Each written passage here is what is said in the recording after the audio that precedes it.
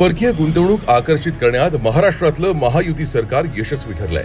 अवघ्या 6 महिन्यात 1,13,236 कोटी रुपये इतकी परकीय गुंतवणूक महाराष्ट्रात झाली आहे।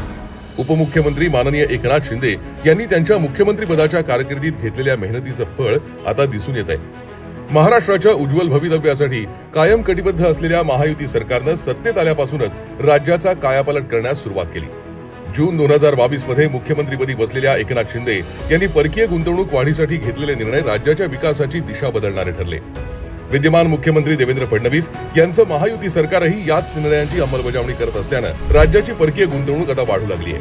परकीय गुंतवणुकीच्या या वाढत्या आकड्यांकडे कटाक्ष टाकला की महाराष्ट्राच्या विकासाची गती अधोरेखित होईल। 2024-25 या आर्थिक वर्षातील सप्टेंबरला संपलेल्या दुसऱ्या तिमाहीची आकडेवारी नुकतीच समोर आली आहे। त्यात अवघ्या 6 महिन्यात 1,13,236 कोटी रुपये इतकी परकीय गुंतवणूक महाराष्ट्रात झाली आहे। गेल्या 4 वर्षातील सरासरी पाहिली तर 1,19,556 कोटी रुपये वार्षिक गुंतवणूक महाराष्ट्रात आली आहे। याचाच अर्थ संपूर्ण वर्षभराच्या 94.71% गुंतवणूक ही फक्त 6 महिन्यात आली आहे। 2021-22 या आर्थिक वर्षात राज्यात आलेली परकीय गुंतवणूक ही 1,14,964 कोटी रुपये इतकी होती। तर 2022-23 या आर्थिक वर्षात 1,18,422 कोटी रुपये इतकी परकीय गुंतवणूक महाराष्ट्राला लाभली आहे। तसंच 2023-24 या आर्थिक वर्षात 1,25,101 कोटी रुपये परकीय गुंतवणुकीपोटी राज्याला मिळाले।